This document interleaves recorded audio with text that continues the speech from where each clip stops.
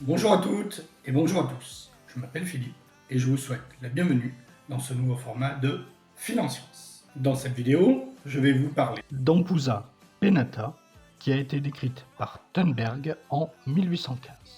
On la connaît sous le nom d'Ampus commune ou de diablotin. Son nom de genre proviendrait du grec ancien Ampusa, qui signifie apparition ou fantôme. Il semble faire référence à des mythes et des superstitions qui entourent cette créature. Le nom d'espèce, pennata, signifie quant à lui à plume. Ce terme fait tout simplement référence à une protubérance en forme de plume que cet insecte possède sur la tête, comme tu peux le voir sur ces photos. Cette protubérance est également appelée corne prognatique. Le diablotin mesure entre 50 et 70 mm. Il est de forme allongée et présente une coloration atypique alliant du blanc, du vert, du jaune et du rose. Très mimétique, il se fond dans la végétation où il passe très souvent inaperçu. Tu peux observer le diablotin de mai à septembre dans les zones herbacées mais aussi arbustives. Les femelles pondent durant l'été.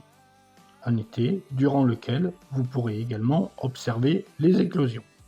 Cette espèce, plutôt méditerranéenne, semble désormais s'observer sur la partie sud de la France.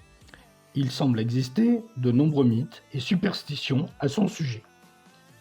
Comme vous le savez, les mythes et croyances ne sont pas fondés sur des preuves scientifiques. Ils sont basés sur des traditions et des croyances de cultures qui les ont créés. Dans ces mythes, on dit notamment que l'ampouse peut se transformer en animal, comme un cheval, un chien ou un oiseau, et qu'elle utilise cette transformation pour attirer ses victimes.